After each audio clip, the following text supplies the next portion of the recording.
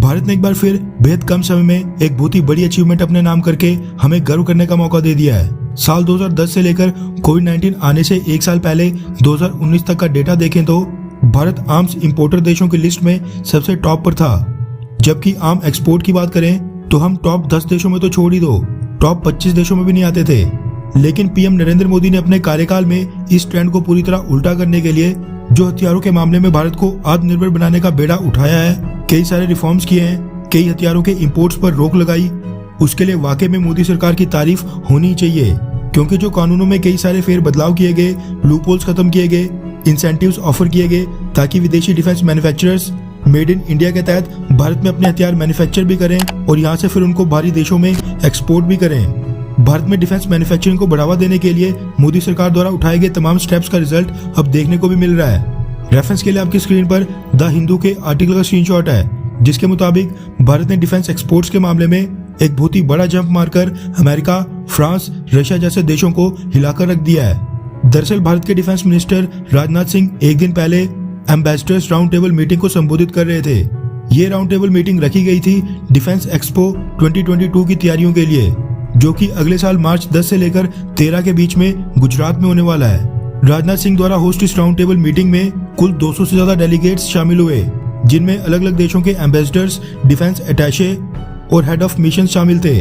Defence expo 2022 में भारत अपनी domestic defence market की मैन्युफैक्चरिंग कैपेबिलिटीज उनको तो शोकेस करेगा ही, लेकिन उससे पहले पिछले कल डिफेंस मिनिस्टर राजनाथ सिंह ने कुछ आंकड़े सबके सामने रखे, जिन्होंने कई देशों के अधिकारियों के साथ साथ भारत के कई सारे लोगों को भी हैरान कर दिया है। दरअसल राजनाथ सिंह ने पिछले कल बताया कि दुनिया भर की संस्थाओं के कोलैबोरेटिव एफर्ट्स की बदौलत भारत के डिफेंस एक्सपोर्ट्स यानी जो वेपन एंड इक्विपमेंट हम एक्सपोर्ट करके बाहरी देशों को बेचते हैं, उसमें पिछले 5 सालों में कुल 334 यानी 334% की वृद्धि देखने को मिली है। आसान शब्दों में कहो तो अगर हम 5 साल पहले 100 रुपए के हथियार एक्सपोर्ट करते थे तो आज की डेट में हम 334 यानी 334 रुपीज के हथियार एक्सपोर्ट कर रहे हैं। साथ में राजनाथ सिंह जी ने एक बात यहाँ पर मेंशन की कि ये दुनिया भर की संस्थाओं का कोलैबोरेटिव एफर्ट है, यानी इस टारगेट को अचीव करने में न सिर्फ भारतीय कंपनियों ने बल्कि जो विदेशी कंपनीज आज की डेट में भारत में आकर मैन्युफैक्चरिंग कर रही हैं, उनका भी योगदान है। यहाँ पर एक चीज मैं मेंशन करना चाहता हूँ कि अभी भारत के डिफेंस एक्सपोर्ट्स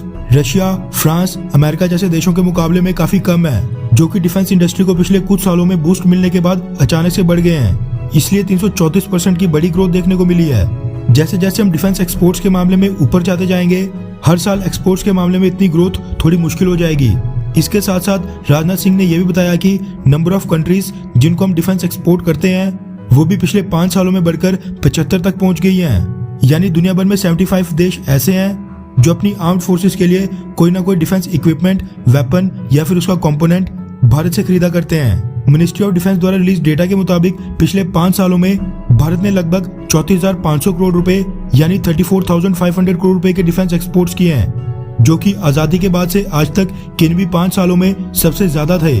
इसके साथ राजनाथ सिंह जी ने कहा कि जो हमारे डिफेंस इक्विपमेंट के एक्सपोर्ट्स की परफॉर्मेंस है वो उनकी क्वालिटी और कॉम्पिटिटिवनेस को भी दर्शाती है। यानी हमारे डिफेंस इक्विपमेंट की गुणवत्ता बढ़ी है तभी एक्सपोर्ट भी बढ़ रहे हैं।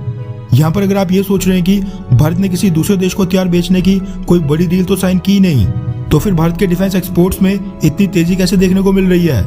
तो उन लोगों को बता दूं कि ये जानकारी भारत के minister of state for defence Shripad Naik ने इसी साल मार्च के महीने में लोकसभा को एक लिखित जवाब में दी थी और देश को बताया था कि भारत कुल 84 से ज्यादा देशों को डिफेंस इक्विपमेंट सप्लाई करता है।